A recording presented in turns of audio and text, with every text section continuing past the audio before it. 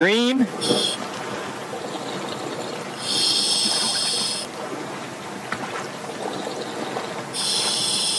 Lorenzini, you are live. You are live. Thank you, Pat. Hi, everybody, and welcome to the second attempt of the dive today. So, it is Lauren down here underwater, and we do have Rian on the camera, and we do have Pat on the surface. So we did try to dive earlier, and I'm terribly sorry it didn't work, but we are here right now with you, and I am currently at 15 meters. That's really deep, just outside Casarina Point. So I'm sitting on the sandy bottom, and I think Rian managed to spot a very small juvenile lionfish. Let's have a look. Yes, so welcome everybody. Don't forget, if you have any questions, to use the hashtag diveLIVE on Twitter or ask them in the YouTube or Facebook chat feed. Now, Lauren is at... Look at this really black-coloured juvenile lionfish. That's really, really interesting, and it's cool to see how different their spines are from an adult. Yeah, it's very young and it's a completely different colour, and I'm just getting a little bit of a closer look, but I would estimate this is about 10 centimetres. Wow, that is very, very thin. So that's only about 4 inches long, so a very, very small individual, and as you can see here, its spines are actually longer than its body. It's a very, very flamboyant display, but they are still toxic even when they are a juvenile. Yeah, so as most people do know, they are an invasive species here, so they're not supposed to be in the Caribbean region. And just the fact that we are seeing a juvenile on our screen right now shows that they obviously are reproducing, so the populations are most likely increasing. They did make their way over here from the Indo-Pacific region, so they're not supposed to be in the Caribbean, and they are just incredibly predators. They are very good at eating, a bit like myself, and that's why they became invasive. So they can eat all the juvenile small reef fish on a reef, and they have very little, well actually almost next to no predators, which is why they've been so successful here. And obviously that is going to throw out an ecosystem quite bad when you have something that isn't really being taken out of the ecosystem yet is taking out so much itself. So one species of lionfish went in a stomach opening once, had 50 different species of fish inside of its stomach. So that just goes to show you how diverse the range of fish these guys eat are. Yeah, let me just expand on what Pat said. So that specimen that was opened up and did have 50 different juvenile reef fish inside its stomach, it did contain lots of different parrotfish. And parrotfish are key species on the reef. They're plentiful, so we can see a lot of them and make lots of numbers, but they're key herbivores. So they do graze on all the algae in its footprint for a reef. Lots of parrotfish. So if the lionfish are eating all the juveniles, then that would be a huge problem for the reef ecosystem. Are you still getting a good view of it? Yeah, we're just getting its tail poking out at the moment. It's, yeah, we got a better look at it now. So it is interesting to see just how similar, well, not so much the spines, but the body shape are exactly the same as when they are an adult, and their mouth is still big and gulping, so even at such a small size, this will still be quite a big predator of fish. And also these little mysid shrimp that you're seeing floating around in front of it right now. Oh, I can't see them. You've definitely got a better view than I can. But these sort of feather-like appendages that you can see are spines. And they are the lionfish use these spines, which are made of toxin, for self-defense. So they don't use them in terms of actively hunting or actively trying to hurt other animals. They're just used for self-defense and self-protection. So they do contain toxin. And this is actually a neurotoxin which affects neuromuscular transmission. So it would seriously harm us if we were to accidentally touch that lionfish. And it is said that even if you catch a lionfish and it dies, you can still get stung from these spines. So it's a really, really powerful toxin that they do have.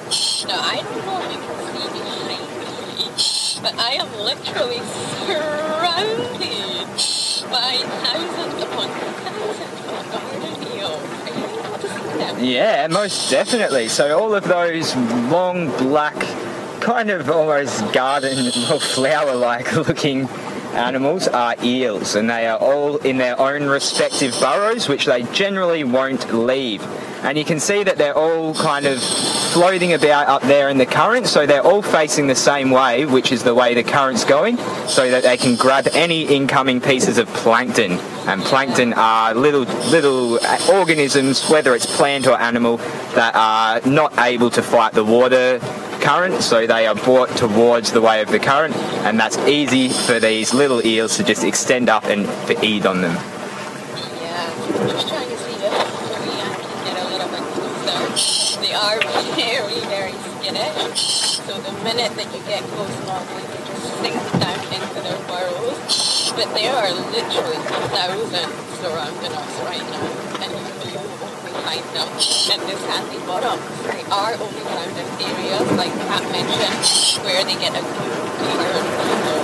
And today I must mention the current is very, very strong. So me and Rian will be swimming fast and hopefully burning lots of calories for you. So you can see this is why they're all out. They're not hiding right now because they are feeding. And the current is that strong that it's just pushing all the little bits of food into their mouth. And there is a stingray somewhere around here, so I am literally keeping my eyes peeled and hoping that we can show you this stingray. Yes, the rays are quite elusive to us. Generally, before or after a dive, we can almost guarantee that we're going to see an eagle ray or a stingray. And we're never live, that's the problem. We always see this and we're never live, so it's going to happen one day, but I'm definitely keeping my eyes peeled for you. So Rian has actually swung the camera around, and we're still looking at beds upon beds of these garden eels. That's the sheer volume of garden eels that we have in front of us right now. It is insane how many there are right now, and they're so easy to come out and in because they actually have the ability to swim backwards, which is a trait that is pretty common amongst eels. Along with this, they also have a bit of a mucus on the outside of their body, and they lack scales, unlike other fish. So this makes them very, very malleable and very easy to move in and out of these burrows backwards and forwards, which we can see right now. They're kind of darting up and down and up and down. Yes, and talking of eels, I am in the search today for a moray eel, which is obviously a close relative of these garden eels. That is one of the things that I do want to see today. So we are diving at a slightly different point of Casuarina Point. It's not the normal area. So we are hoping to change it up and see what else we can find. So I am hoping for a moray eel and possibly even a turtle. I'll never give up hope for that. But we are going to slowly go up shallower because we are deep, and let's just see what we can find. And please do send in those questions with that hashtag diveLIVE. And we actually have one here from Lara Moore asking whether the garden eels disappear into their burrows, and I'm not sure if you saw it on when you were watching along just then, but they do disappear right back into their burrows. And they generally won't leave their burrows. They obviously extend themselves out quite a bit, but they won't really ever fully leave it unless they are going to mate. Yeah, if it's possible just to turn up the volume a little bit, Pat, you're very quiet in my ear. Yep, sure, Jared's on it. And we do have a mutton snapper right ahead. So yes. This beautiful silver fish that's just cruising along the sandy bottom is a mutton snapper. And it is part of the snapper family. And these fish are notorious for hanging around divers. Because divers are allowed to spearfish the lionfish here that we were just talking about because they're invasive species. And these guys have learned that if they hang around with the divers, they might get lucky and get one of the speared lionfish. So that was a mutton snapper. And we do apologise, there is a little bit of background noise at the moment. That's just because there is a little bit more of a surge today, so we do have waves crashing up here near the dock, so that's what you can hear. So hopefully it's nice relaxing wave sounds for you. Well, that volume was much better for me, so... Oh, great, great. Thank you, Pat. Jared's settling into his new role well. So we are just going to swim over this beautiful sort of outflow of coral. And just walk from the dock. You will see so much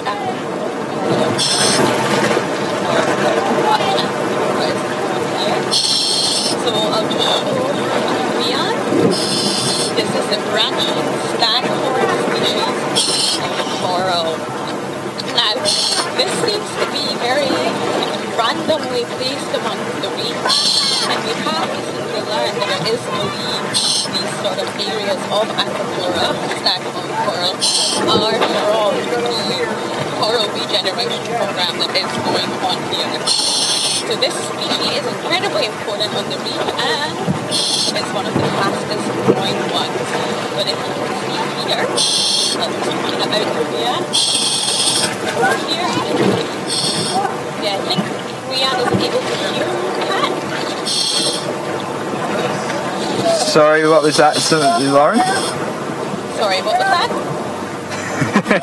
I was just asking. You either. No one can hear each other, so I'm going to repeat that.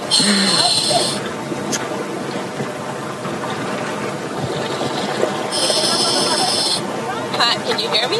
Yes, yes. So what was it? Did you say Rian can't hear? Rian can't hear me. So Okay. We'll get Peter onto it.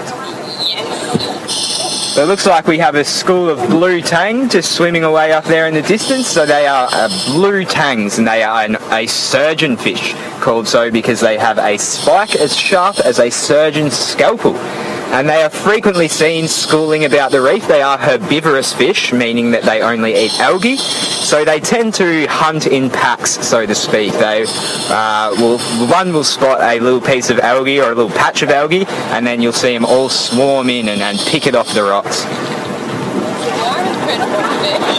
They are very smart. Also, they have 3 different social structures in the line. So they either choose to be extremely territorial and start off guard an area of the reef where they can control it and they can get the food. Or they choose to school, like you can see right now. And there is actually a chub and a black durgan in this school. Or they can just choose to wander when they want to. So they do feed on algae like we have mentioned, but they actually have really inefficient way of feeding. They're not able to process the algae called cellulose. It's really insoluble for them, and they're not able to digest it. So that means it's not very efficient. So this is why you see them constantly grazing. These tangs will just feed all day. They feed a lot and they feed hard. And this is to make up for the fact that they're not getting all the proper nutrition from the algae. So they look blue to us. They are called blue tangs. But their juvenile phase, when they're very young and very small, is actually bright yellow. They look like a completely different fish, but it is the same fish. It's just a different colour phase. Yes, fish can see colours that we can't with our naked eye, and sometimes some fish actually are able to recognise each other just going on UV radiation or light, which is quite fascinating. So, Lauren, do you want to give us a bit of an update on your air? Sure, I might need to up the volume a little bit. But Yeah. let me just move around and check my air. There we go. I have 150. So still plenty of diving left. So for anyone who's not too familiar, bar is a reading of pressure of air left in the tank. So usually we'll start on about 200 to 220 bar, and it's time to safely end the dive at anywhere between 50 and 70 bar.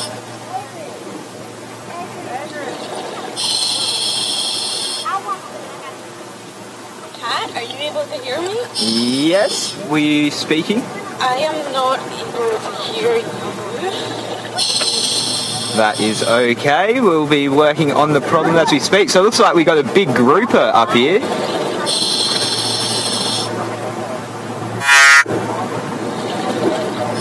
And that is a Graysby grouper, which is one of the smaller species. And there's another one there.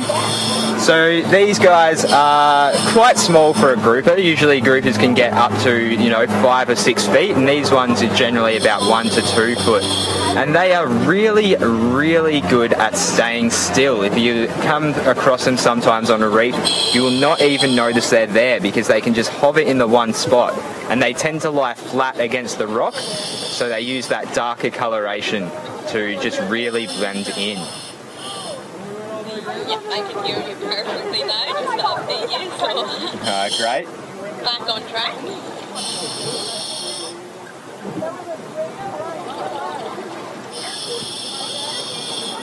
Now, for anyone who's watching along and asking questions, can you please either ask your questions on Twitter or YouTube, as I cannot get the questions on Facebook now due to the technical issues. So YouTube or Twitter, and make sure you use the hashtag diveLIVE if you're asking on Twitter, because we love to answer your questions. Yeah, so we do have a little pirate fish here. Okay, unfortunately Rian is not able to hear me, so this might make it quite challenging. He is pointing to something, so let's... Oh, we have a spiny lobster. Oh, really? Yes, a spiny lobster, and it looks... Oh, 2 spiny lobsters. Let me just have a look at this. Oh yeah, that was completely spotted by Rian. So you can see 2 in there? Yes, so there's 2. Most likely a mating pair, a male and a female. Most likely be a male and female. So the males tend to guard the dens, and the females, a lot of people do think that lobsters are monogamous for life, but sadly this is not true. The males are monogamous from the time that they are with you, but then they will move on. They do have a girlfriend after a girlfriend. So the females, when they're ready to mate, this is actually the same time that they're ready to molt. So that's M-O-U-L-T. And this is when they shed their exoskeleton. They need to grow, they need to get bigger, so they need to get rid of that hard exoskeleton in order to grow. So when they're ready to do this, this is the same time they're ready to mate. So the female will normally wait outside a male's den, and she will waft in her pheromone-laced urine. Yes, that's correct, urine. And the scent that comes from the urine will actually calm the male down, make him much less aggressive and much more receptive to mating. When he lets her in her den, that's when she will actually molt. So she will get rid of that exoskeleton, and she'll be really vulnerable with very little protection. But that male will mate with her, and he will protect her. And then once she's ready to go on her adventures again, she will leave him, and the next female will come along. So that's exactly how monogamous lobsters are. Yeah, it's not exactly how we like it. So we have questions from Love Dogs and Tesla, and they are asking about the soldier fish, which is that fish that's swimming around. It's just gone out of picture now, but it was swimming around with something on its head, and that is a parasite. It's an isopod. So an isopod... Sorry? You guys can see that? Yeah. So that is an isopod, which is a type of crustacean. Now, it's pretty unlucky to have this on its head right now, but there are worst case scenarios. So these same parasites, these isopods, can sometimes get into the fish's mouth, and they will literally eat the fish's tongue out of their mouth and then sit there in place of the fish's tongue and eat their food. That was a great find for Rian on the lobsters. Super, oh, I can see them now. Super happy about that one. And just a quick happy birthday to Tesla. 8 today. She is one of our biggest fans, so thank you for watching along, Tesla, and happy birthday. Oh, happy birthday, Tesla. So we're just going to continue swimming over the reef. The visibility is unfortunately not great today. However, we will do our best to see what we can find. Ian is requesting that we point out some sand gobies. Now that might be a bit hard as we don't have Zoom yet, but they are definitely here. Yes, we don't have Zoom, so we do tend to avoid looking at the very small things, but we can do our best. And don't forget, any questions about anything that you're seeing or anything that we're doing even, just give us a shout.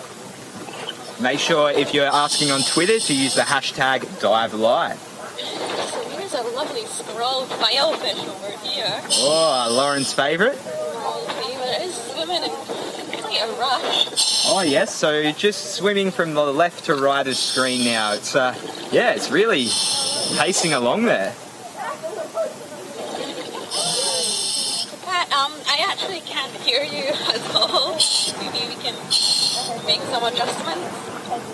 Yep, we'll be working that out. Is that any better? And right now we have a queen angelfish right there with the bright yellow tail and the blue bordering on it. So these are, as I said, a species of angelfish, which there are 4 on this reef. The grey angelfish, the rock beauty, the French angelfish, and of course the queen angelfish. Yeah, there's 8 species in total here in the Caribbean. And actually this queen angelfish together with the blue angelfish can make a hybrid species called the Townsend angelfish, which looks really similar to the blue one. We do have a French angelfish over here. Take a look at this one. It's really pink. A little bit in the distance, so come and swim with us. I will show you the French.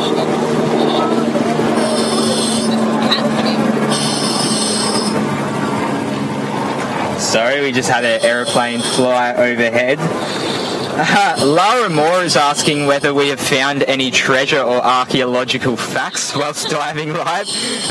No, we have not so far, but one of our favourite dive sites here, the Devil's Grotto, is called the Devil's Grotto because a pirate named Devil was supposedly left treasure buried there somewhere. So you never know, we might uncover it live, and if so, I'm sure we'll share it with all of you. Yes, that would be an interesting day, the day we find that. So very shortly you will get a view of this beautiful French angelfish. And it is, I would say, almost around within 60 centimeters, which is about the size of a sort of flat plastic ball. Are you able to see that? Sorry, Lauren, I couldn't hear you. What were you saying? I'm just saying, can you see the French angelfish? It's a really large one. Yes, it does. It looks massive. So, did you give us a size estimate? Are you able to hear me okay? Yep. Sorry, we just had a helicopter and a plane going over at the same time. Yeah, this is a really big French angelfish. The sort of maximum size they go to is about 61 centimeters. And this is almost reaching that, I would say, it's about 60 centimeters. And they tend to reach sexual maturity around 50 centimeters. So this one in front is definitely an adult.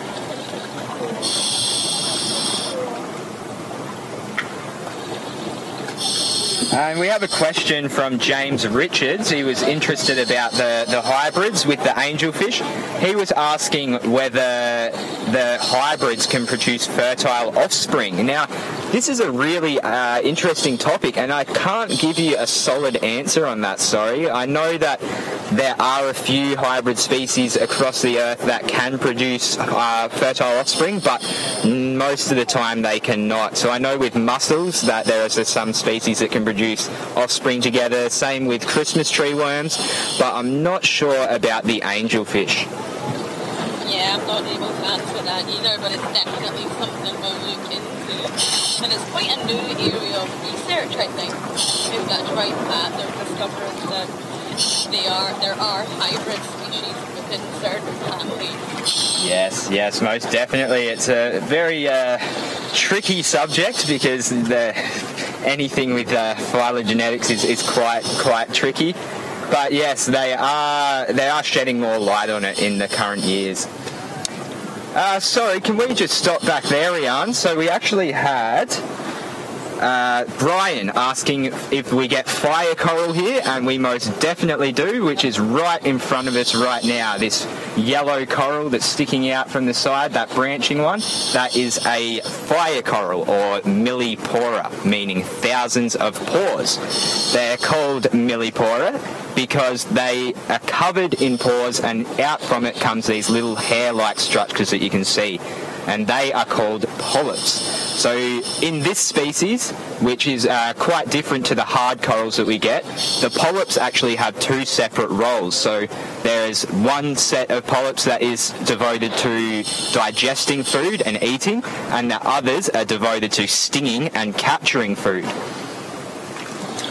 Yeah, and unfortunately I have encountered fire coral in my time as a marine biologist, and it is very, very, very painful to think that people starve quite slowly. So normally you can recognize a fire coral because from a distance it does just look like a coral, and it has these white tips. It's always very white towards the end, and you can kind of recognize that it's a fire coral. And as I was saying before, they are not exactly like stony corals, so the fire corals are actually called hydroids. And what separates them from corals is something really, really interesting in that they have what's called an alteration of generations. And what this means is, so the colony that you're looking at right now is thousands and thousands of different animals that make up this one structure. And so they reproduce asexually to form this colony.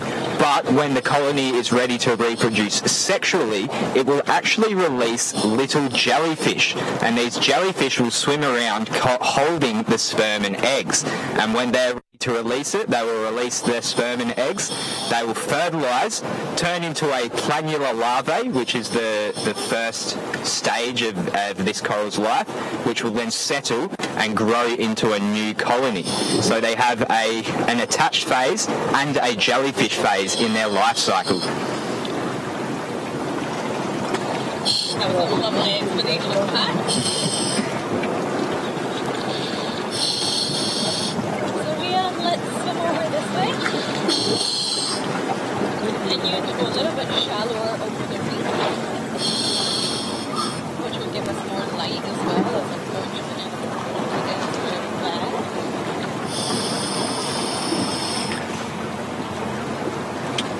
And Richard is asking, does fire coral play a beneficial role on the reef? I'm not sure about its ecological role on the reef. I know that it can, in some cases though, completely smother gorgonians and other corals and literally take its shape. So you will see what looks like a completely different coral, but it will look like a fire coral because this fire coral has completely overgrown it, part from part.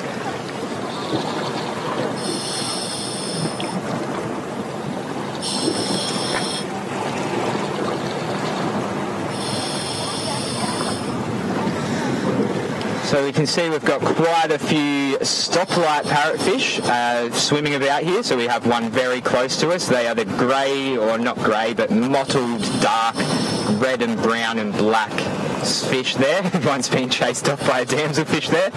And these are female parrotfish, and we can tell that they are female because of the drab colouring. So the males are quite often more vibrant than the females. Now, that's not to say that these females won't one day become a male, because parrotfish are hermaphroditic, which means that they will change from a female to a male at some stage in their lives, generally when the dominant male has passed away or moved on for some reason.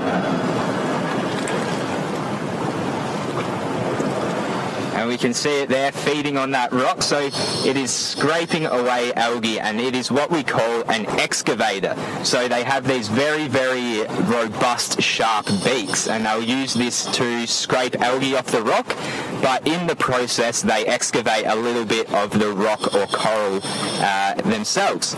Now, they do swallow this, and fortunately, more like it, they do not digest it. So they will actually excrete it back out in the form of sand. And this contributes quite a bit of sand to the reef. One parrotfish can produce up to 90 kilograms of sand in a year. Are you stealing all my facts? Sorry, I'm back. We did have a little bit of audio issues, but I can't hear you again, so I'm just fixing the cable, and I will be right back with you. Monique is commenting that she's really surprised that they even have a beak, and it is quite interesting. Now, it's not like a bird's beak, it looks very much like it, but it's actually the result of teeth being fused. So over time, evolution has allowed for these teeth in the mouth to be fused together into this beak, which is what makes it so strong. Yeah, and that is exactly where the name of parrotfish does come from. So the name is given to it for the and they are probably the most common fish on the reef. When I look around right now, all I can really see are mainly parrotfish. And proud cat mama of two is asking what. I never see the mudfish on the coral reef. So look at that. Oh, it's literally on top of the coral. It's quite unusual. You normally see the parrotfish in the sandy patches, but this one. Yeah, it looks quite big. Can you give us a size estimate? I know you don't like giving size estimates, but. Not right now, I can. I'm on the other side of the bombing, but when I see it, I absolutely will. I would say about 90 centimeters, and it's definitely a terminal phase male. It's eating. They're strong jaws. Yeah, so usually you can see that they've got quite a long mouth there, and what they usually do is sift through the sand with this mouth and sift out any crustaceans or mollusks that are hiding away in the sand. So it's quite unusual to see it up feeding here on the reef, but we could just see it then. It sucked in a bit of algae and then spat it back out. So my guess is that it's scraping algae and other plants off the reef and trying to filter out any organisms and then spitting it back out. That black ball right out here of the body with the end of the dorsal fin, the fin on top, and that's one way of knowing that it's definitely a male, and the other is coloration. Those prominent darker colours, we have naturally say that this is a terminal phase male. And hogfish are in the brass family, they're actually incredibly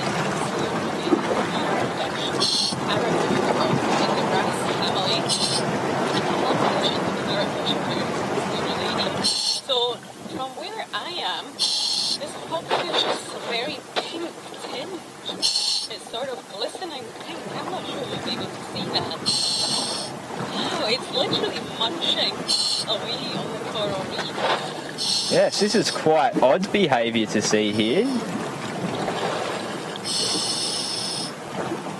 Now, they are quite large for a wrasse, so most wrasse tend to grow to a foot maximum, but as Lauren said, this one is about 90 centimetres, so 3 feet long, so they are the largest of the wrasse family here in Grand Cayman. In Spanish, they actually get called doncella de pluma, and that translates to feathered maiden.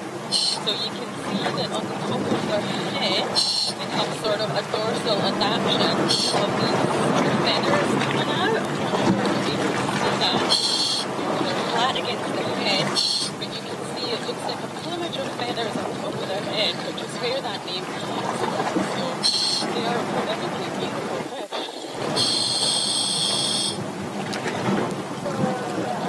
And we're getting some very nice shots of it here. And it's almost eating like a human. It's picking things off and then chewing it up. Now, just a quick reminder to everyone that we cannot see the Facebook questions right now, so to direct your questions to either YouTube chat or Twitter using the hashtag diveLIVE.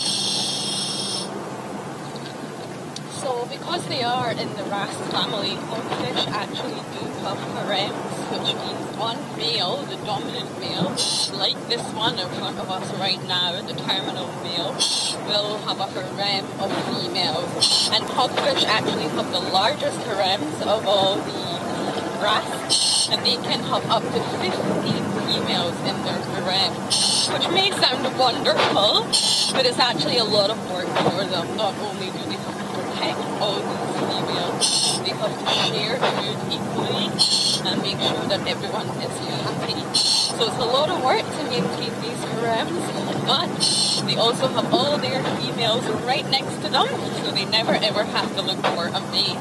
Their mates are always there. Yeah, they've got it pretty sweet. And we can see this is great. We're seeing some great cleaning action right now. So you can see that we're sitting there very still with all of these tiny little goby fish just cleaning off any parasites from it. And it was opening its mouth and allowing them to go inside and clean inside its mouth. So that was a really great shot to really demonstrate what a cleaning station is and just how these fish clean animals. I've honestly never seen a hogfish behaving the way this one is behaving on top of the reef like this. We always spot them on the sandy patches, but definitely not here.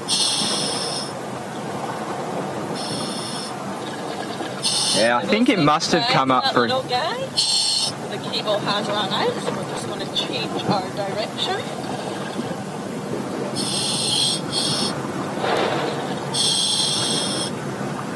So where are you heading now, Lauren? Well, we have came quite considerably shallow. We are at 7.6 meters at the minute, so we're just going to continue our ascent over the reef and see what we can find in slightly shallower water.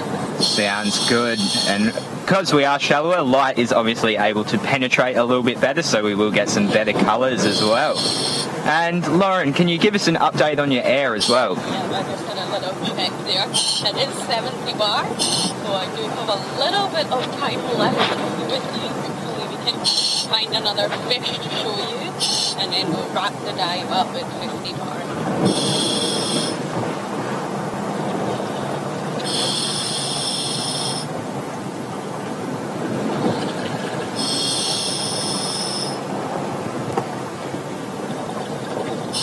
Now we are coming over a few coral heads, and we can see that they are the ones that are projecting above the surface, or not above the surface, above the seafloor, that stick out quite prominently, are all surrounded by tiny little fish. Now this is what we call a cleaning station. So we saw the hogfish before getting cleaned by all those little cleaner gobbies. So generally they will hang out at the same spot. And this kind of advertises to bigger fish that, hey, come over here, we want to eat and we'll clean you in the process. So it's a beneficial act for both species involved. And we call this symbiosis, or more generally mutualism. Or more specifically, mutualism. So mutualism is an interaction between two animals where both species get a benefit out of it. On the opposite end of the spectrum, we have parasitism, which is when one species benefits and the other one has a negative impact from this. Yeah, that would be like that isopod you saw earlier, Pat. Yes. The squirrelfish's head. Exactly right.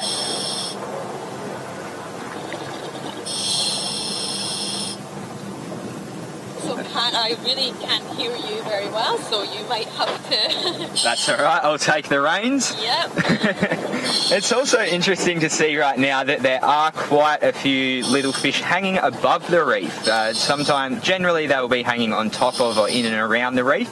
and this must be because it's feeding time. So generally these littler fish, when they're not busy cleaning, will be feeding on plankton, which is stirred up in the water. And so when they're all hanging out above the reef, it's because they're trying to get all of this plankton out of the water and into their bellies. And Rian is so smoothly going on top of the coral here. They probably think he's a fish looking to be clean.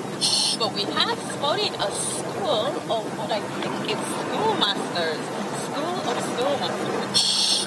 Yes. Take you over to them. So be on the lookout for some bright yellow fins. We can see the school moving very slowly just in the centre right now. Yeah, we're almost at them.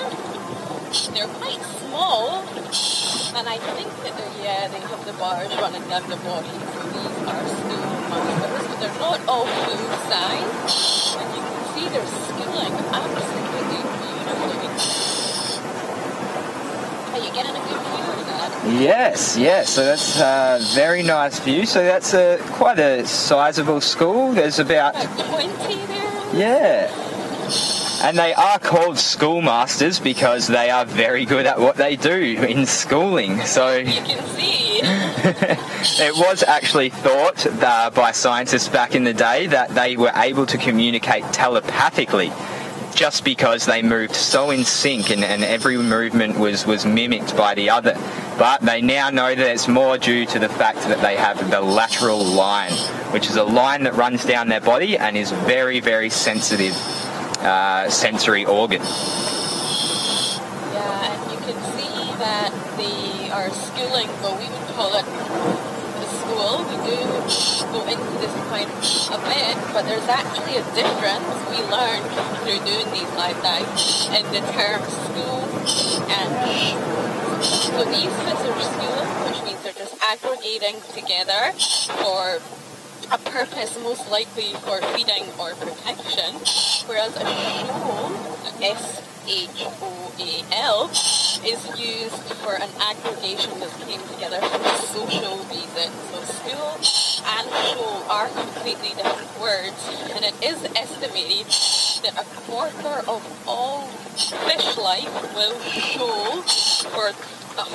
their whole life, whereas a half will show for part of their life. So fish can come together in a school, but they can also come together in the shoal. And what we see here is definitely a school of schoolmasters. That's a very, very good explanation, Lauren. And apparently your sound is sounding a lot better, so that's great. I've lost you there, Pat. Don't worry. And so that lateral line I was talking about earlier, we just got a good look at it then. Can we go back to it, Rian? Or we'll see it on this fish here. So you can see just above the fin there, running from behind its gill covering right to its tail, there's a very distinct line, and that is that lateral line that I was talking about.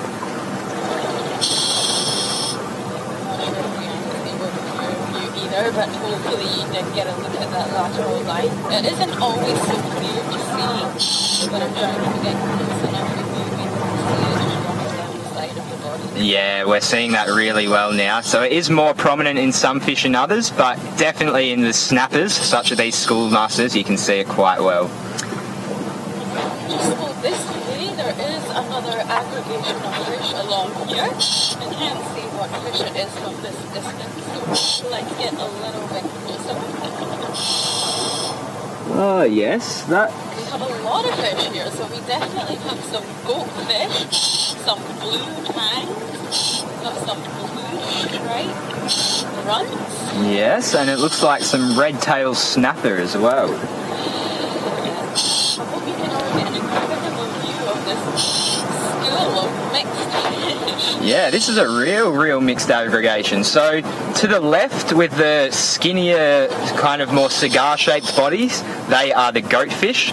The grunts are the yellow fish with the blue stripes. And then there's also schoolmasters, which we just saw mixed in amongst there. And looks like red-tail snapper as well. So the snapper with the red tails there in the background a bit. So most of these species are actually snappers, but they are different species.